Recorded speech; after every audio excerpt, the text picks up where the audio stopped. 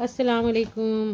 آج میں آپ کو آپ کی کتاب ہماری کتاب جو ہے اس کا سبق نمبر 11 پڑھانے جا رہی ہوں، جو آپ کی کتاب میں پیج نمبر 49 پر ہے، صفحہ نمبر 49۔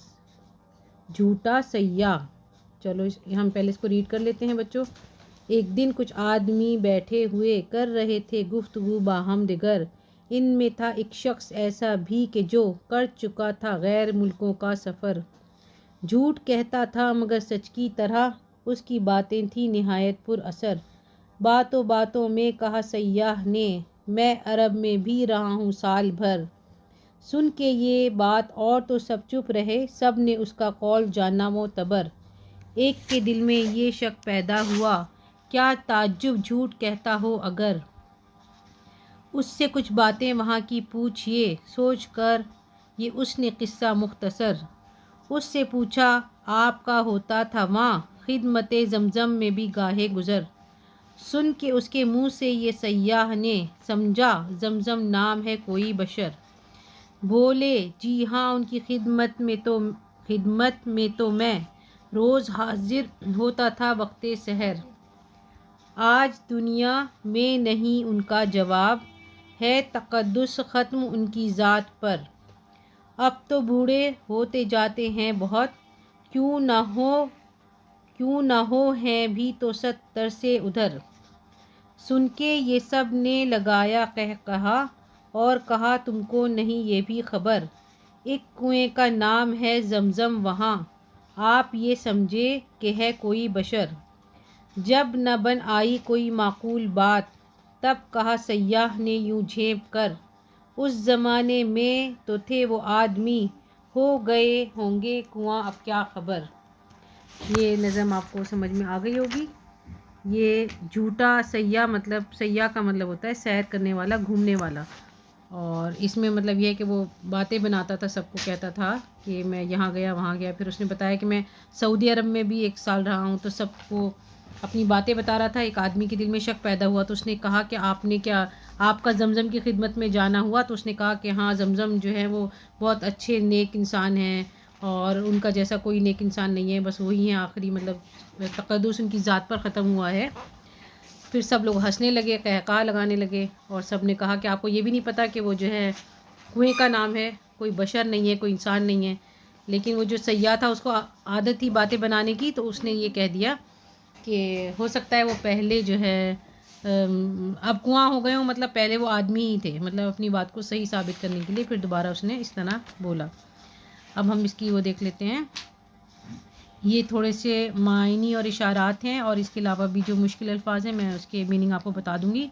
یہ سوالات ہیں اور یہ جملے ہیں، اور اس کے بعد یہ عملی کام، کچھ اور ایکسٹرا کام جو ہمیں کرنا ہوتا ہے۔ گفتگو، بات چیت، باہم دیگر، آپس میں ایک دوسرے کے ساتھ، غیر ملک، اپنے ملک سے باہر، پر اثر، اثر سے بھرا ہوا مطلب افیکٹو، سیاح، سیر کرنے والا، ٹورسٹ، قول، بات۔ جب آپ کو الفاظ معنی سمجھ میں آ جائیں گے اچھی طرح سے بار بار پڑھ کے، تب آپ دوبارہ نظم کو پڑھ کے دیکھیں تو آپ کو بہت سمجھ میں بھی آئے گی اور مزہ بھی آئے گا۔ معتبر کا مطلب ہے اعتبار کے قابل، تعجب، حیرانی۔ وہاں، وہاں، یہ شارٹ میں لکھا ہوا ہے وہاں، اس کا اصل مطلب ہے وہاں۔ بشر، انسان، گاہے، کبھی، وقت سحر، صبح کے وقت۔ تقدس، پاکی، پاکیزگی۔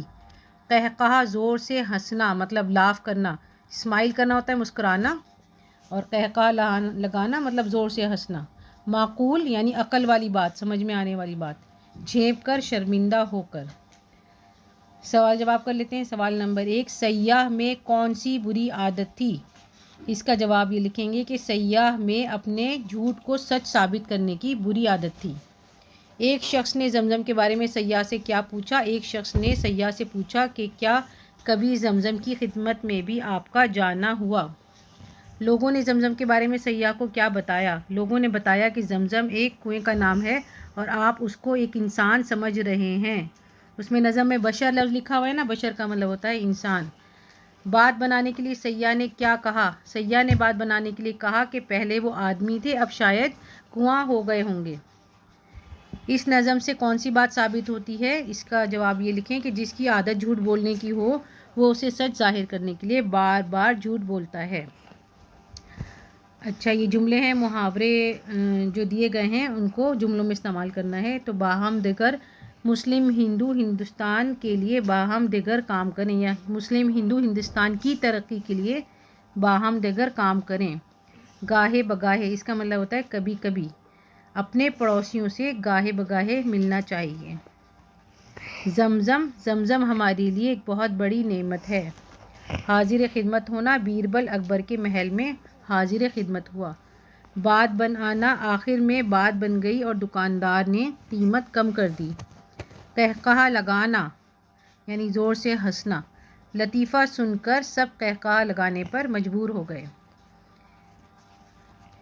آپ کو یہ سبق اچھی طرح سمجھ میں آ گیا ہوگا. الفاظ معنی سوال جواب سب آپ اپنی کاپی میں کر لیجئے اور سارے لفظ سمجھنے کے بعد دوبارہ سے نظم کو پڑھیے. اور اگر آپ کو ہمارا چینل اچھا لگا تو اس کو لائک، شیئر اور سبسکرائب کرنا نہ بھولیے. اللہ حافظ.